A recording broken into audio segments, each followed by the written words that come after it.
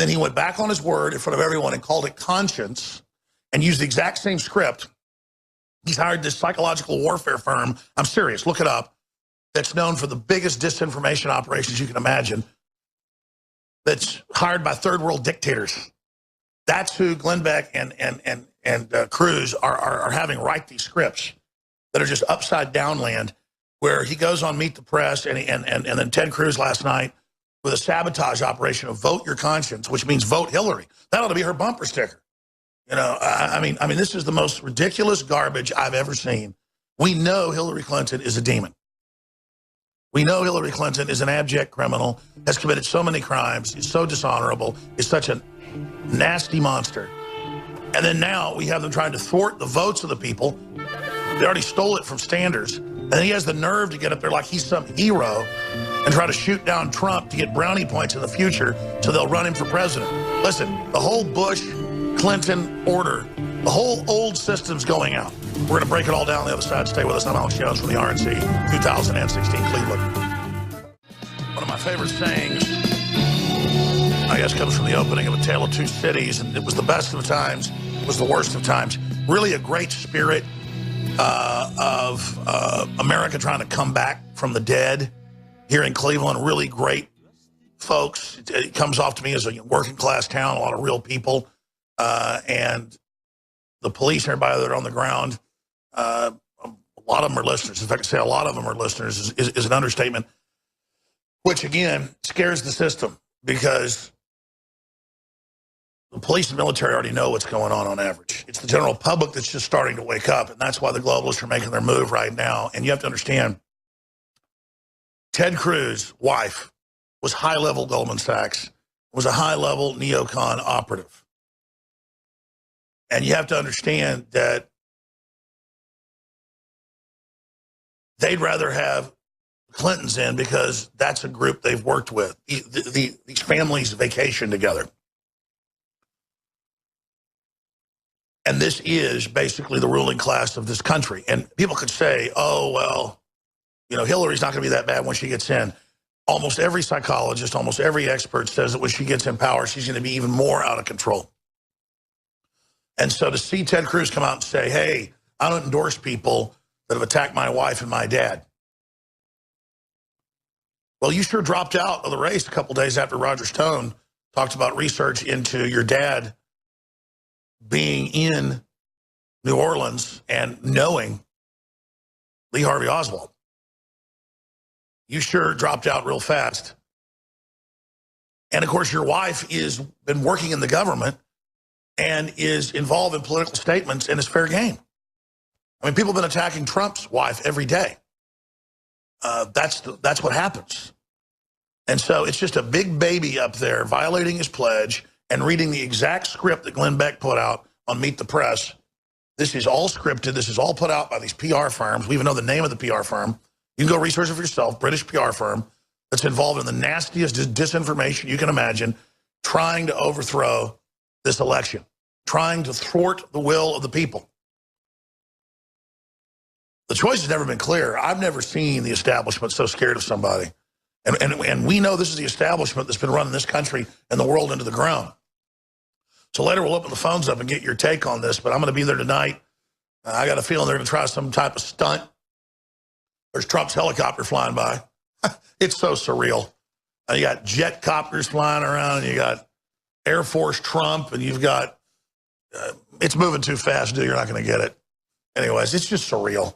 I mean, this whole thing is unreal. I've got a couple of these clips. Let's play the booing again when he says vote your conscience, which means vote Hillary. And then we'll get to the other clip. Here it is. We will unite the party. We will unite the country by standing together for shared values, by standing for liberty. God bless each and every one of you, and God bless the United States of America. Now, let's back that clip up at the start, okay? Because that's not the clip. I want to play the clip David Knight played earlier, the one where they booing. And that's where he says, you know, vote your conscience. If we can, let's cue that up and play that. Stand and speak and vote your conscience. Vote for candidates up and down the ticket who you trust to defend our freedom and to be faithful to the Constitution. And there they are booing him. And notice how it's all crafted. He says, oh, vote for people up and down the ticket. He's there at the RNC about to give his speech, and he says, vote for candidates up and down the ticket. Don't vote for Donald Trump, basically. Vote for Hillary Clinton. But he doesn't have the will to come out and say, just go ahead and vote for Hillary. But that's what this is. He weasels it and says, vote for people up and down the ticket. The exact words Glenn Beck said on Meet the Press. Now, there's another clip I want to play, if we can cue that up.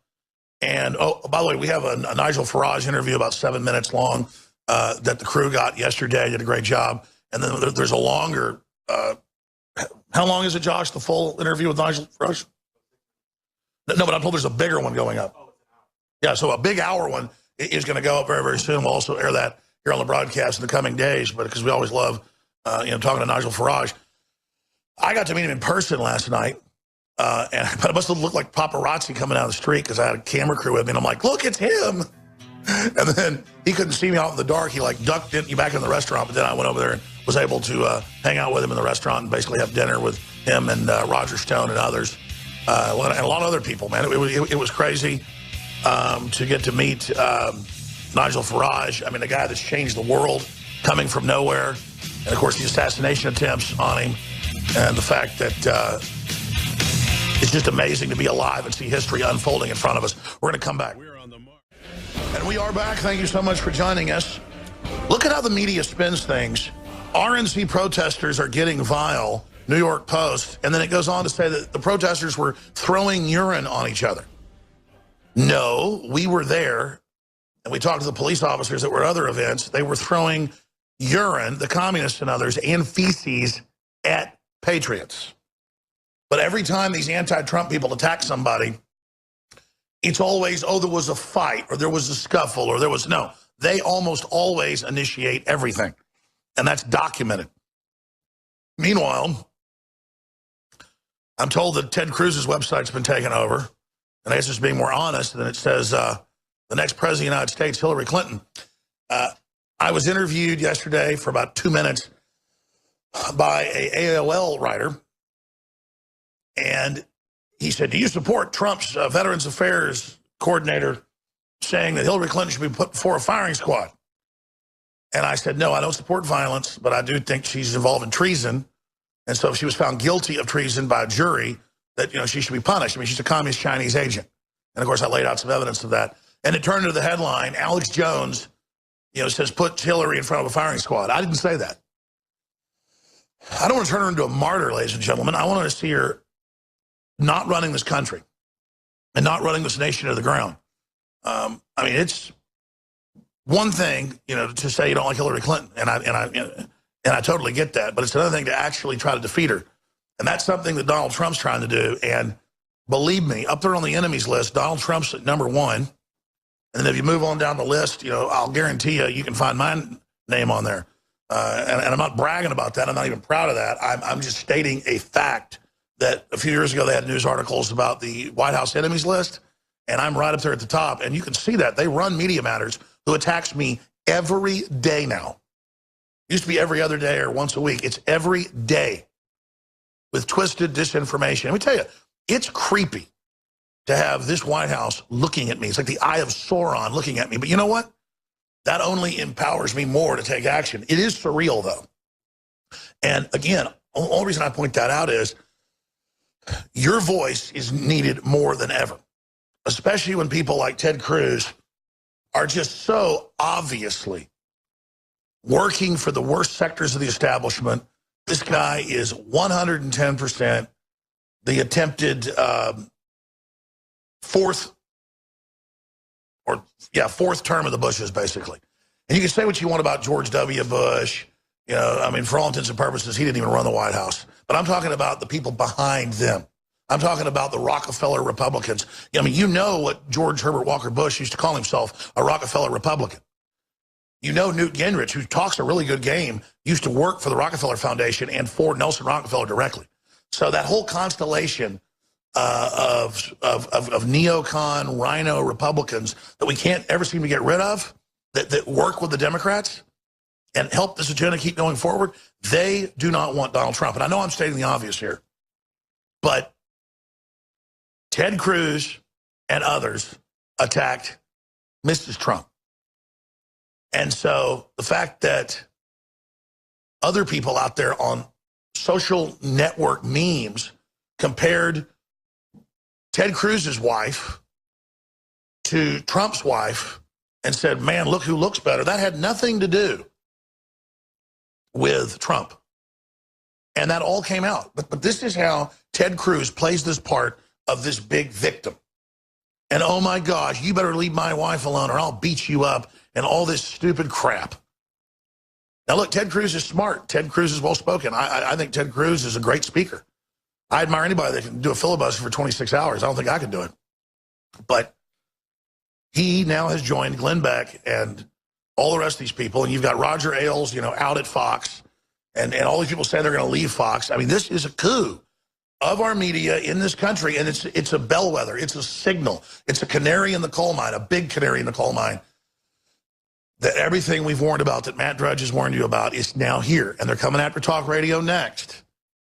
And they're coming after you next. They're going to jack your taxes up. They're going to ship what's left of your jobs overseas because the globalists want to break this country's will. This is feudalism. This is how in the old days England controlled Scotland and Ireland. It's how the French would control the different areas in France. It's called feudalism, where they keep you at a subsistence level. This is a 21st century system, and like Diamond and Silk said, we don't want the crumbs anymore. We want the prosperity, and we know it's there. Some of these headlines, I'm going to go to the Nigel Farage interview, at least some snippets of it. Heidi Cruz is escorted out following Ted's showdown with Trump. In fact, let's play him talking about his wife, using his wife to act like Donald Trump's attacking women, a total leftist Hillary Clinton playbook. These people are working for Team Hillary. I am not in the habit of supporting people who attack my wife and attack my father.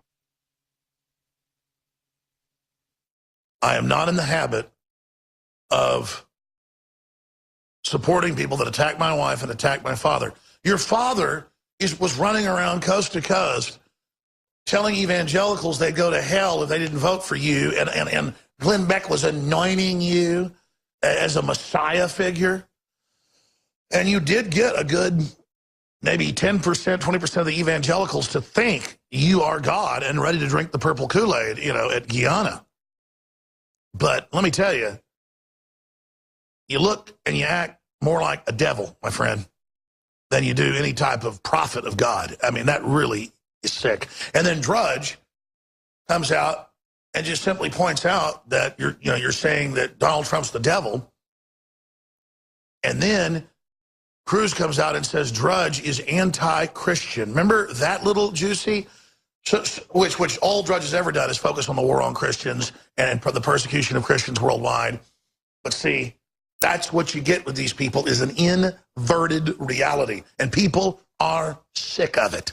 I'm sick of it. I'm tired of being misrepresented by these folks. And look, this isn't about setting scores or vendettas here.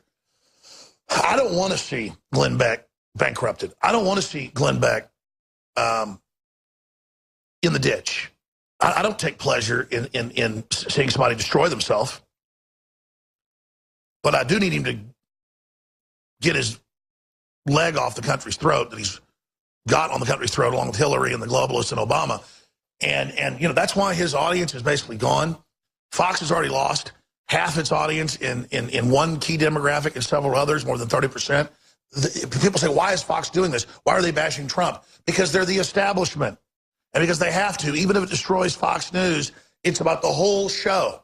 And now, because that won't work, they're killing it in front of you. They're killing a $1 billion media company, makes $1 billion a year. It's got more viewers than every other news cable channel combined. The average show has 2 million viewers every hour. And they're killing it in front of everyone. People say, oh, good, you'll just get the audience. Oh, yeah, we are exploding. We have millions an hour. But we don't sit there and do it all fancy with all these big corporate sponsors. It's fine.